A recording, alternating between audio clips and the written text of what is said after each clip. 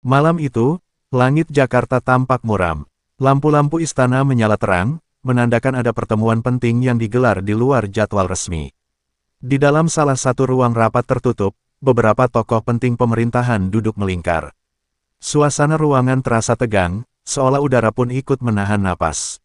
Tidak ada kamera, tidak ada staf biasa, hanya segelintir orang yang punya kuasa besar menentukan arah politik negara.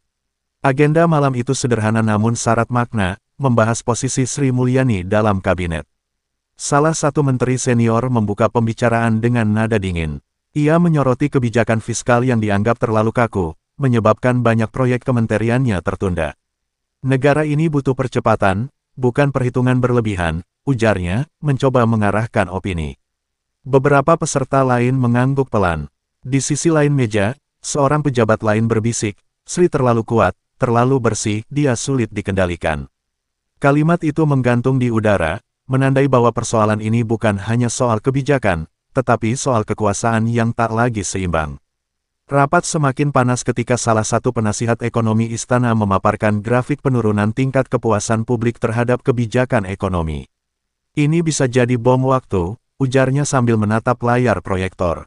Nama Sri Mulyani kembali muncul sebagai figur sentral dalam persepsi publik. Beberapa anggota rapat mulai menyarankan agar presiden mempertimbangkan reshuffle. Namun ada juga yang menolak, menilai bahwa mengganti Sri Mulyani justru akan mengguncang kepercayaan internasional dan pasar keuangan. Di luar ruangan, suasana tak kalah tegang. Para staf khusus sibuk menerima pesan-pesan dari berbagai pihak. Ada yang berasal dari partai politik, ada pula dari kelompok bisnis besar yang merasa dirugikan oleh kebijakan pajak baru. Mereka semua menunggu hasil pertemuan itu dengan penuh was-was. Desas-desus mulai beredar bahwa malam ini bisa jadi awal dari kejatuhan Sri Mulyani. Namun di sisi lain, ada juga yang berharap ia masih bisa bertahan, karena dialah benteng terakhir keuangan negara.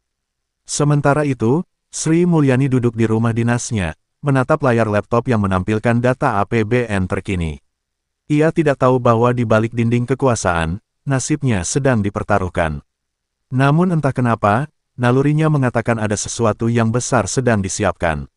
Ia menutup laptop pelan, memejamkan mata, lalu berbisik dalam hati, kalaupun harus jatuh, biarlah karena saya mempertahankan kebenaran. Kata-kata itu menjadi cermin tekad seorang perempuan yang berjuang melawan arus politik yang kotor dan penuh intrik. Dan begitulah, kisah tentang Sri Mulyani di ujung tanduk, seorang perempuan tangguh yang berdiri di antara badai kekuasaan, mempertahankan prinsip di tengah tekanan yang nyaris tak tertahankan. Keteguhan hatinya menjadi simbol bahwa kejujuran seringkali harus berhadapan dengan kekuatan besar yang tak kasat mata.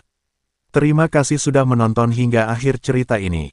Kalau kamu suka dengan kisah ini, jangan lupa tekan tombol like, tulis pendapatmu di kolom komentar, dan subscribe channel ini agar kamu tidak ketinggalan lanjutan ceritanya.